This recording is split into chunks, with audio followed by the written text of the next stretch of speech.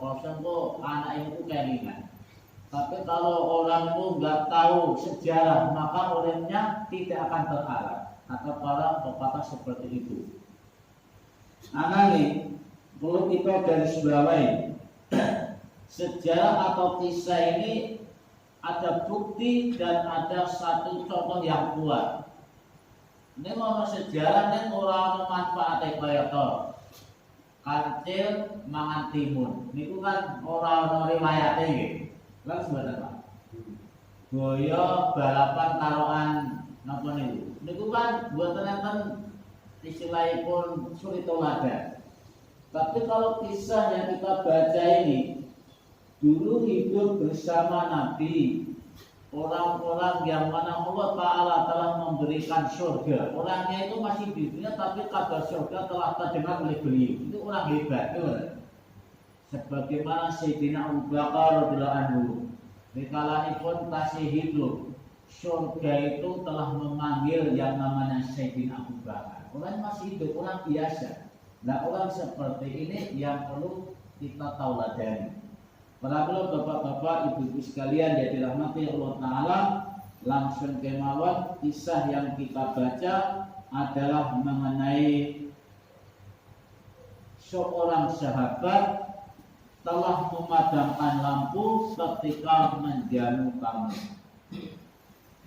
Ada seorang telah menjumpai Nabi Sallallahu Alaihi Wasallam mengaku kelaparan dan penderitaan yang beliau alami. Kemudian Nabi SAW menyuruh kepada sahabat bertanya kepada istri-istri beliau, apakah di rumah ada makanan? Ternyata tidak ada. Ada satu orang dugi datang Nabi, menakutnya kalau bujuk-bujuknya bagaimana? Ada makanan enggak? Nabi SAW bertanya seperti itu kepada sahabat. Maka sahabat menawarkan kepada jamaah, maksudnya kepada para sahabat, apakah di antara kalian opono sak sirone kabeh sing siap menjamu tamuku malam ini? Maka seorang Ansor dari kaum Madinah menyaut, saya siap wahai Rasulullah. Padahal kesiapan itu di rumah orang makanan orang kan nonton. Maka seorang sahabat membawa tamunya Nabi ke rumahnya, berkata kepada istrinya, ini tamu Rasulullah, apakah di rumah kita ada makanan? Kita jangan sampai mengecewakan kepada beliau. Maka istrinya menjawab, demi Allah, saya ini hanya menyimpan sedikit makanan, itu pun cukup kepada anak-anak kita. Istrinya matur, nang omah kuwi ana makanan tapi sedikit. Untuk anak-anak saya, untuk anak-anak kita. Maka suaminya menjawab, hiburlah anak-anakmu sampai dia tidur, kemudian tidur, hidangkanlah makanan itu untuk tamu kita, lalu duduklah, berdirilah dan padamkanlah lampu. Saya akan berpura-pura membetulkannya supaya tamu kita bisa makan dengan leluasa.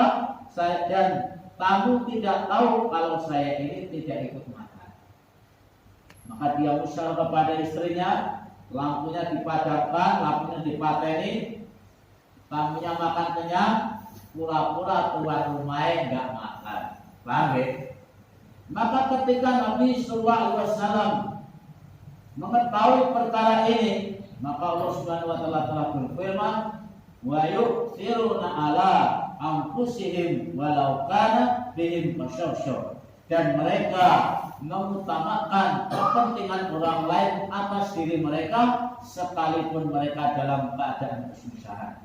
Masih banyak kisah seperti ini yang dialami para sahabat radhiyallahu anhum ajmain ketika mereka masih hidup. Bapak Ibu sekalian ingkang kula mulyane, kisah mekaten menika ndadekake pelajaran dhateng kula panjenengan supados kita niki betul-betul dadi wong iman nunjuke akhlak. Wong iman itu ya nunjuke akhlak. Akhlak niku kata para ulama itu sebagaimana wong nandur enek buahe. Sampeyan nandur melon, nandur semangka, nandur pari ora enek wae lho, Pak. Enek manfaate mboten? nggak ada manfaatnya. Sampai tidak ke masjid, belum ada sholat tidak jentik. Tapi kalau nggak menunjukkan akhlak bagaimana Pak? Islam tidak akan wujud. Wong Islam ijek tukang abusi, wong Islam tukang menipu, wong Islam ijek korupsi, wong Islam kok tukang borong gitu Pak. Kata para ulama itu Islamnya tidak akan sempurna. Maka seperti inilah akhlak yang ditunjukkan oleh Nabi supaya nopo awake dhewe nek kamu yang murah jamu paling buatan kita murah senyum. Ngoten nggih. Murah senyum Bapak Ibu sekalian, bukan Allah Subhanahu wa taala. Tamu-tamu kita datang dari jauh, mereka tidak minta makanan, mereka sudah siap masak sendiri. Mungkin Bapak sudah tahu Bapak Subhanahu wa taala mereka minta kepada Bapak-bapak Ibu sekalian pada waktu sholat berjamaah monggo kita saged ngombongi tidak wonten masjid. Ngoten nggih. Seperti ingkang aturaken Bapak-bapak Ibu-ibu ingkang wonten acara yasinan kami persilahkan dan nanti saya selaku jemaah jadwal mengisi yasinan wonten jarak namanya Pak Suroto dan bapak-bapak yang tidak ada program bisa amalan di masjid. Gitu ya. Kita akhiri subhanallah wa bihamdika asyhadu an la ilaha illa anta astaghfiruka wa atubu ilaik.